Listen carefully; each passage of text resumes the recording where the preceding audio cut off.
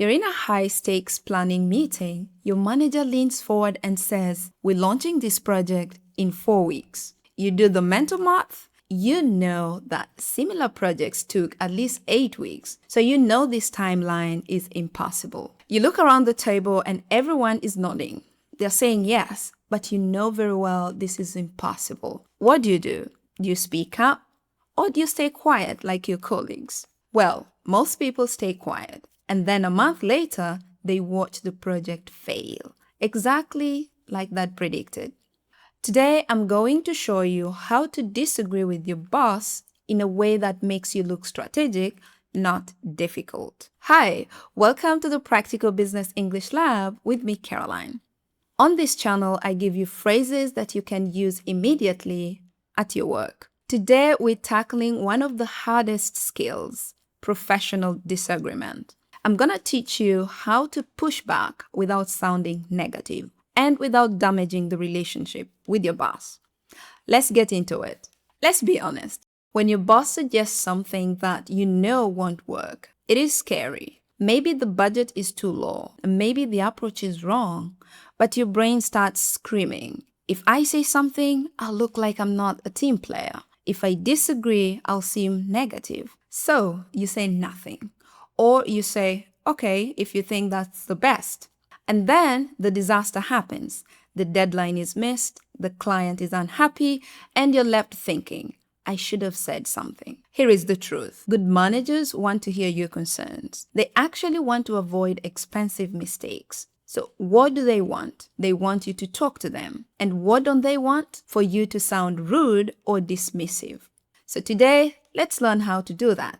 Use this 3-step formula for disagreeing every time with your boss professionally.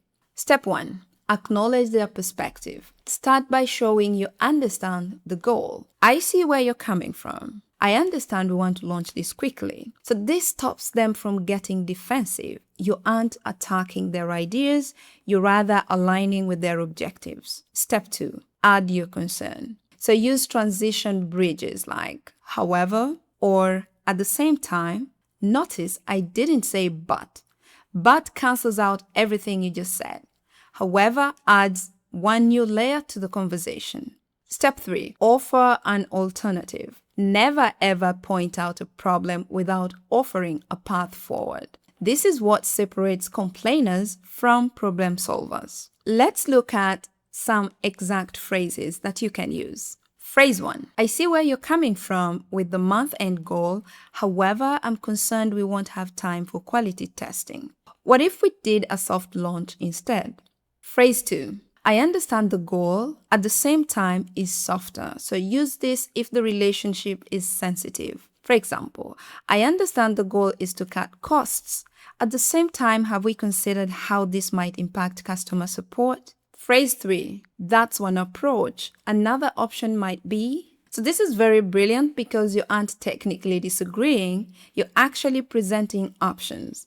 So it feels much more collaborative, not confrontational. Phrase 4. The help me understand technique. Help me understand how we will handle. So this is a master level move. Why? Because you're asking them to think through the logic. Often when they try to explain it, they'll realize the mistakes themselves. You actually don't have to tell them what's wrong. They will realize it by themselves. Now, a word of caution. Your tone matters a lot, just as much as your words. If you say these phrases with a sarcastic look or a dismissive sigh, it will not work.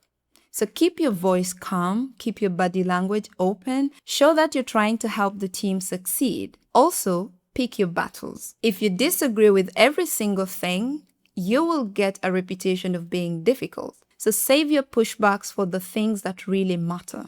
Let's look at these phrases in action. Scenario 1.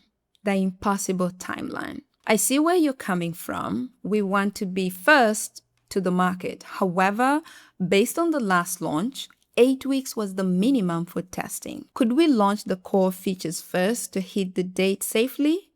Scenario 2. The budget cut. I understand we need to reduce spending. At the same time, I'm concerned. A 50% cut will affect our coverage. Scenario 3. Skipping steps. I want to move quickly too. At the same time, I want to make sure we're considering the legal risks. Is there a way we could do a 2-day quick check instead of skipping it entirely? So there you have it. 3 steps, 5 key phrases, you can push back, you can be an expert, and you can keep your job. But now, I would like to hear from you. Have you ever stayed quiet when you should have spoken in a meeting? What happened?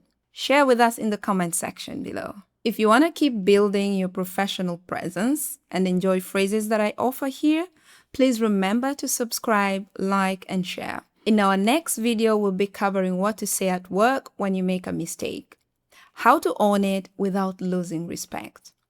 Thank you so much and see you in the next one.